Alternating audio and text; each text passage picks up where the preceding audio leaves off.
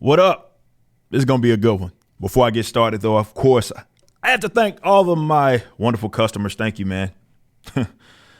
You see the number is getting crazy. We have some new items that we're going to be adding to the campaign as well. You can still get in. As of me recording this video, we are closing in on the cap that will be for cover A and cover B. So if you have not gotten that, you need to get in on it. We also announced tomorrow, Wednesday, that is the 20th. I believe 5 p.m. was the date that we had settled on. No more signed copies of anything. You guys are going to kill my hand. So we have to kind of do our cutoff there. So get in where you fit in. Again, thanks to you all for the continued support. But we have an update as well over at Rippaverse Comics YouTube. You might want to go check that out. That update is very, very important to what it is that we are certainly doing, recapping everything that has happened over the last week. We will be, of course, doing our continued content series. But this stuff that we're going to talk about today, look, guys, we knew that this was going to happen. As I continue to say, this is stuff that I anticipated, that I knew was going to happen. And hopefully you did as well. But they couldn't ignore it. There were access media types that are still trying to ignore it.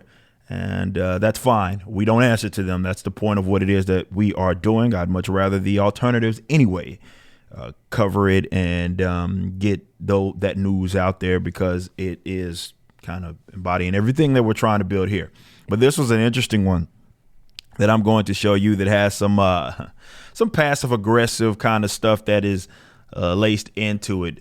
Written by, of course, the Bleeding Cool, which they say things that you kind of expect for folks to say on that side of covering like the industry and comic books and what have you. Now, the guy that wrote this, Rich Johnston, I got an email from a Rich Johnston about interviewing me or having a chat. It was very unprofessional, and it was at Gmail, so I don't know if it was actually him or if it was a troll or whatever it was. But we did get that. However, when I knew who it was, I ain't falling for any of that bait. Not happening. But let's read what Mr. Rich Johnston had to say. It says, Eric D. July. First of all, this is the title. Eric D. July gets 30,000 orders worth $2.5 million for non-woke comic. Eric D. July is a libertarian contributor to the conservative network Blaze TV, founded by Glenn Beck. And when he had a comic book to crowdfund, they were happy to highlight this to their readers and viewers and to label it non-woke. I've realized that I can't stop people from calling it crowdfund because we took the vision of what it has historically looked like. So look, it's not that, because generally when you think crowdfund, you think this is funding the project, and that's not really what's happening. I just took the vision and the transparency of the crowdfund and put it on my own website. Though it's already been funded, I don't need to finish anything. We just need to get stuff printed and we're good to go. Everything's already done. First book's already done. Woke is defined as being aware of injustice in society, especially but not limited to racism, which doesn't seem anything that most people would be opposed to, especially superhero comics, which would seem to be all about fighting injustice. But I guess welcome to the internet. Look, I certainly understand that people are going to use that term to make it mean what they want to mean, no matter what side of that they're on, which is why it's very important to define your terms before you actually argue with anybody. That is a very important part of the argumentation. Now, I do think this is an insane way to define woke and then to act like people are opposed to it. See, this is the disingenuous kind of way that they operate. They all define it in their own way. And even if you're operating on a completely different definition, they present themselves as the good guys, the opposition as the bad guys. If you oppose what is woke, then what are you doing? But this whole idea that is being woke is being defined as being aware of injustice in terms of how we when someone says they are in opposition to it, it's very disingenuous, because there's plenty of people that would call themselves not woke in terms of how the definition that they're operating on. And of course, they have no problem acknowledging injustices that exist. Continuing on, the comic book I Some is written by July, drawn by Cliff Richards, colored by Gabe El Taib, and lettered by Eric Weathers, and is intended to launch a new multi-book comics universe, the Rippaverse. Isom is described as telling the story of a superhero who has come out of retirement.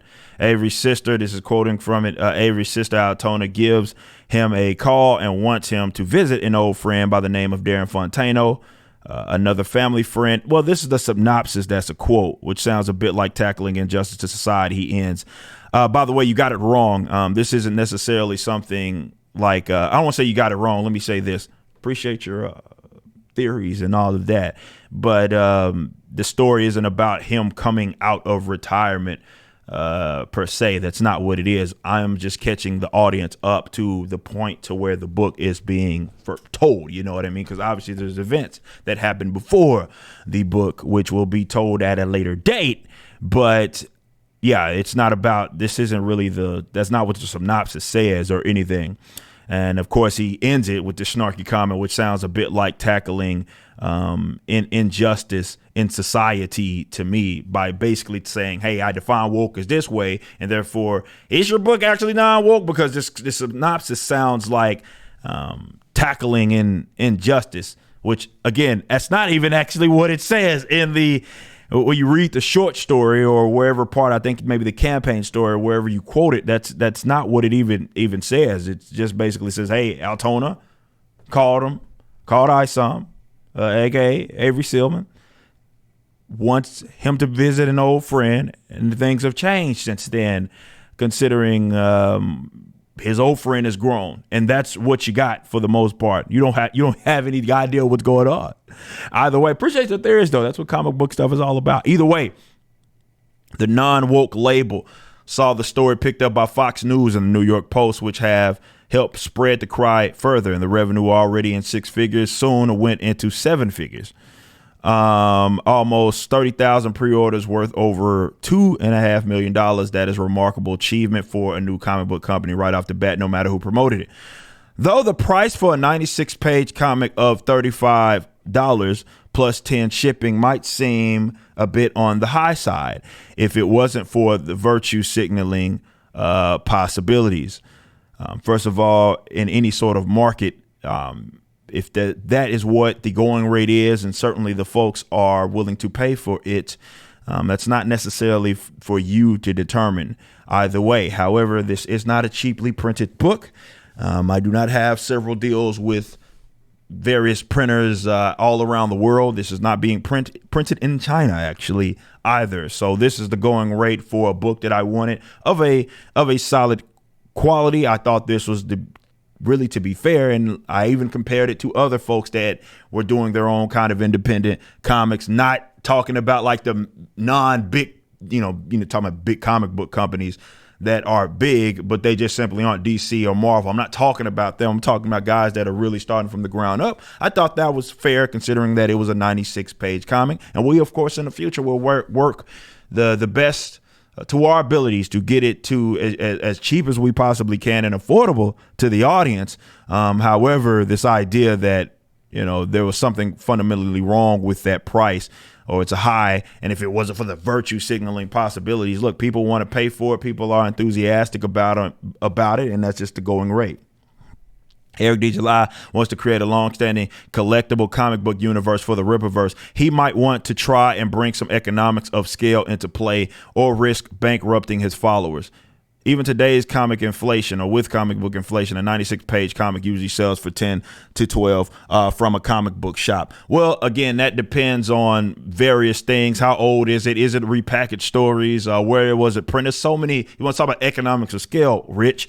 There's so many different things that go certainly into that to get a 96-page book down to a $10 to $12. Who is putting it out? Is it someone that has multiple deals that baked into it with these various printers that are in China and all of that? All that has to go certainly in it. The quality of the paper, all that goes into that price. So this idea that it's just, it just usually goes for this. Yeah, coming from who? When you talk about who's selling it to the comic shops. I will say this: there have been several retailers that have reached out to us that have no problem paying, the deal which they get a nice deal on it as they expected, so they can make their profit. And even in cutting it in half, they had no issues paying that at all. So there's that, even knowing what the going rate is on our individual store. But it's amazing how folks like this, considering the state of the comic book industry, would dare to, instead of like, hey, look at all these people that are enthusiastic about a book that they're willing to spend $35 on. Talk about bankrupting customers, definitely, as we do this and it grows. Like people, this idea that people don't have $35 of disposable income. Some people don't, and those people just simply cannot. They can't afford it. And yeah, I would love to get it down to a price point where even more people could certainly afford it. But to act like there's, after you have acknowledged almost 30,000 people, or 30,000 purchasers rather, like they don't have the disposable income. People will spend that on a night at the movies, with their family. They'll spend more than that often. They'll spend more than that on a shirt. This idea that, bankrupting customers, no, they told you they're willing to pay for it. So what are you talking about? Bankrupting the customers. Man, if the industry looked to some of these models, maybe artists wouldn't be broke, having to beg for money, having to chase down their money from various companies. You hear even publications that are going out of business right now or having to scale down significantly because they can't keep up. And I've paid my people that work for myself very well, including the contractors, even more than the going rate for them, for the big guys. And we are going to continue to do that in the future. So everybody benefits, my artists, and everybody's going to be taken care of to the best of certainly my ability. And instead of looking at it like that, well, this money being brought in means certainly exactly what I just told you: more opportunities, more jobs that are very well paying, including and especially artists, writers even, that want to work for us, and we'll have the money to be able to pay them. We've shown you that people are willing to pay exactly that. Bankrupting customers is not something that I'm interested in doing, but I certainly, because I want artists to be paid, maybe you should look at this model and ask me, as far as instead of trying to tell me what the going rate is or how I'm going to bankrupt customers, maybe you should be asking me how we were able to convince folks that it was certainly worth that and what that money means for the people that are working on this. Because Eric is indeed thinking long term and has a code of ethics for his publishing plans, which can be summed up as no multiverses, no time travel, an official continuity timeline. It's funny that you left the part out about respecting the customer, which was number one on that. So I am not entirely sure these count as ethics. Well, that's exactly what they are. But with multiversal storylines sprawling across different media recently, this might be a real measurable point of difference for the Rippaverse rather than the more ephemeral non-woke. Okay, though less likely to get Fox News headlines. So that's not my problem. It's funny. Again, it's kind of passive aggressive kind of jab. Well, there's other people basically doing it, but they wouldn't get covered by Fox News. That's not my problem at all. It's not like I'm getting covered by a lot of the big guys and the mainstream access folks, as I mentioned at the beginning of this. So it is what it is. But if that's something that they want, well, go for it. Maybe figure that out. Oh, and keeping reboots to a minimum, though, that is not exactly Plato either. That's the thing. Who said that I was trying to do that? Like, respecting the customer is something that is fairly basic, but these are things that I want my audience to be able to hold me to. You act like I'm attempting to reinvent the wheel, even though I've never presented a code of ethics, my code of ethics, as that. In the past, this kind of acclamation from a publisher yet to publish their first comic book has been seen as putting the cart before the horse, but it does acknowledge his ambition. Here's the thing. I don't give a shit. I think people get it twisted as far as what it is that we're attempting to do. And this comes from other creatives. I'll use that term loosely because they have their way that they've been doing everything in the comic book industry. And maybe they didn't see the success that they thought, or they think I'm seeing success way too fast. So I got people way too enthusiastic about it. So they look at it like, well, you're not going through the proper channels, and you're not doing this, and that. Here's the thing. The point of why I kept it independent as I am, and the whole point of what it is that we're doing, I talk about the parallel economy and all that we're trying to build here. The whole point of that is so I don't have to answer to you, and I don't have to do what you think maybe is more righteous. That's your business. If you want to implement that in your own business model, that's fine. But me having those ambitions and delivering, that's not my first creative project. I've delivered on everything else it is that I've certainly done in the past. That's exactly what it is. Now, if that's something you wouldn't do, you don't want to put yourself out there, you think it's putting the cart before your horse, go there. That's your business. That ain't got shit to do with me. Eric Gillot also told The Blaze, I'm not in the business of lecturing people and telling people exactly how to live their lives, but there are universal truths that I will acknowledge, and I think that's what's sort of missing, because people have, unfortunately, definitely in comic books these days, put other stuff at the forefront, and telling a good story is secondary. Now, acknowledging those truths are secondary if they are acknowledged at all. This does seem to be in conflict. What is important, telling a good story or acknowledging universal truths? Both. I don't have to sacrifice one or the other. So when we talk about universal truths, like I mentioned in that interview with Blaze, what is just, what is right, which you just used the term kind of injustice. So apparently, there is some universal truths in those elements. I can tell a good story while acknowledging those truths. There's no contradiction or anything there. And if it's truths, and truths are universal, do they need to be acknowledged? Yes. Hell, we live in this bizarre world where people think they can up and switch reality, no matter how long it's been as exactly that. And we deal with this and that. You certainly deal with that in the political arena all the time. People just simply not acknowledging the truth. So I don't understand where it is that you're coming from, and like, oh, well, if there are universal truths and they do need to be acknowledged, you know what I mean? Are they already acknowledged? Some people don't. That's simple as that. It's a truth. It's universal. And even they might understand that it's that. But that doesn't necessarily stop people from saying, you know what, I'm just going to completely ignore that, or say that the world is something that it simply is not. We deal with that all the time. And if someone thinks those truths aren't universal and doesn't believe in that, isn't calling something a universal truth and putting it at the forefront of the story lecturing? Questions I've loved to ask. Well, these are moronic questions I would ask. I would say that. But again, it's a very simple answer. The truth is the truth, no matter whether or not that you want to certainly acknowledge that. That's just what it is. If you want to say that it's not the case, that doesn't stop it from being the truth.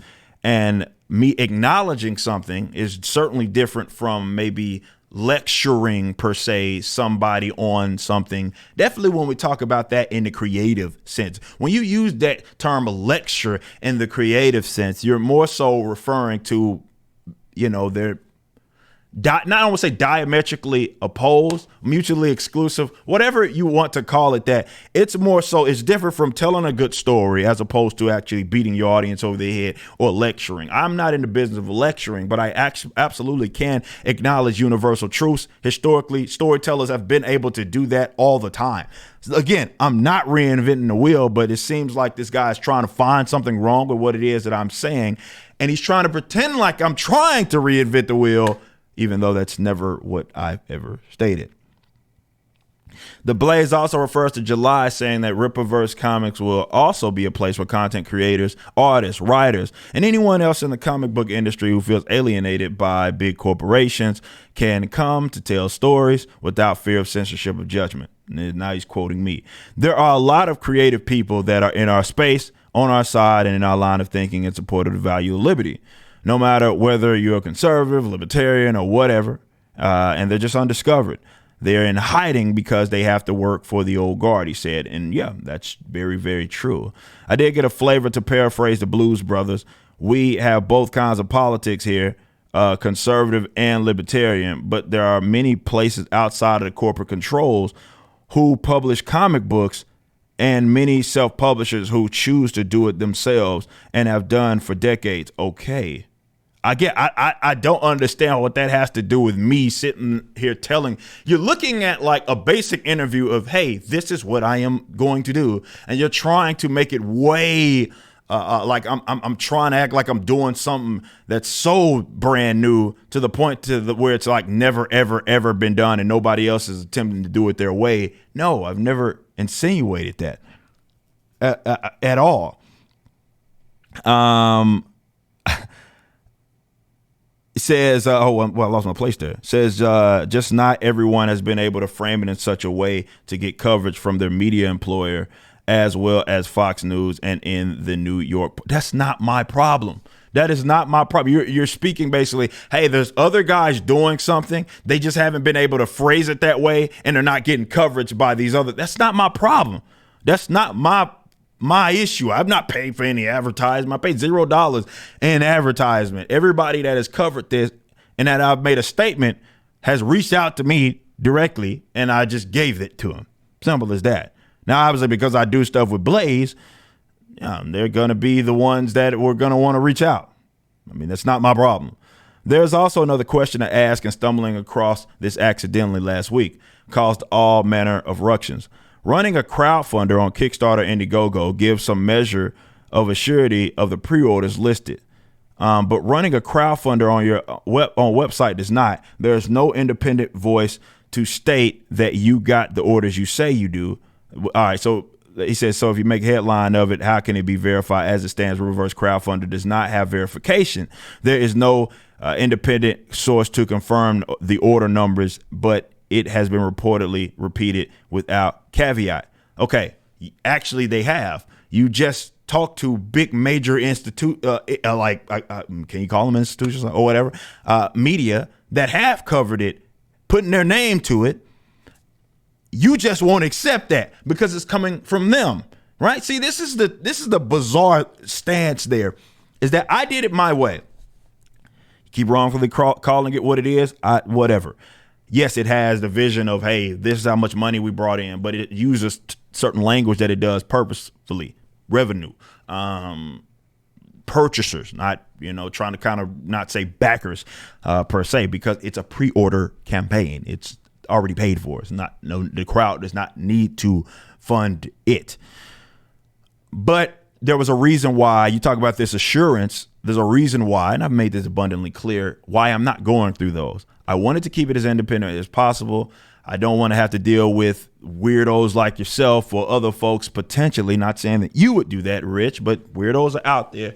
Hey, we're going to tie this guy to this thing and we're going to get him taken down. I don't ever want to have to deal with that sort of stuff. So I try to keep it as independent as I possibly can in my own individual capacity and what I certainly could afford to do, spending my own money to make sure something like that happens. So everything is ran through us. Those numbers can easily be verified. I can run the reports. All the numbers are legit. You may not like it, but that's what it is. All of the numbers are completely legit. We can verify the deposits and all of that. If you want to see Comicron or the ICV2s of the world, which everybody seems to trust those guys in terms of the numbers of how the industry is doing, have one of them reach out to me and I can verify those numbers for them. That means on the next month, they'd have to kind of co-sign the fact that, well, this may be higher on a list of top graphic novels or comics. They would, by their own definition, classify it as a graphic novel. Yeah, maybe they're not going to like that. However, those numbers can easily be verified. But it's funny how, man, these mainstream guys can boast and do all their own, like basically tell people, hey, we got this amount of subscribers, so we sold this much. You got to get 15 economists to try to figure out how much product did they actually push, how much was actually sold through this, and then we go, well, Diamond said it was this much, and then how much were actually sold from the comics. They're guessing, like as far as the comic book stores, they're all guessing, and that's perfectly fine. It's only under question, and again, other entities have put their statements to it saying that I made this amount of money at the time that they covered it. So this whole, how can that be verified? It can easily be verified. And you kind of contradicted yourself. No independent source to confirm order numbers. No, they're just not the independent sources that you want them to be. That's it. Plenty of people have covered how much money we made bound again in comics. You just mentioned Blaze. You just mentioned Fox. They're just not connected to you. Now, if you don't want to consider because those are big, well, especially Fox, independent, well, bound again in comics and other folks have put their names to it and talked about how much money we made. It's all verifiable. Now, look. They're just getting started. A lot of folks are going to try to ignore it away, and it got too big to where they couldn't ignore it. So now the hit pieces are going to start. Now the insinuations are going to start. You're going to get people that knock it, and they're just all protective of the old guard. How dare somebody that, definitely as me criticized openly, publicly on my channel, various stuff, went out there and stepped into the ring and did his own thing and saw a lot of success. And I know y'all don't like me because of my various political views or whatever. I will still accept you as a customer, certainly, if you don't like my politics. That's for sure. But this was to be expected because I think there are so many people that just, well, he's liked by the people that we have been calling these various names, toxic and all these sort of egregious terms. And they went and rallied behind him. And got enthusiastic. The same guys who have been in it. This idea that they're not, we got new fans. We got old fans of comics that have been there and some that are fresh. Those are nice little mix there. And that's what it's about, seeing people that are enthusiastic about comics. But because I'm skipping what y'all did, and I don't care to do what y'all did, the industry guys that have been there for around with their archaic models, I don't care. I don't answer to these weirdos at all. That is the point. Well, there's always going to be those that take issue with that. But we're just getting started, baby. That's the awesome thing about it all. We just getting started. Thank you all to all of the supporters. You guys are amazing.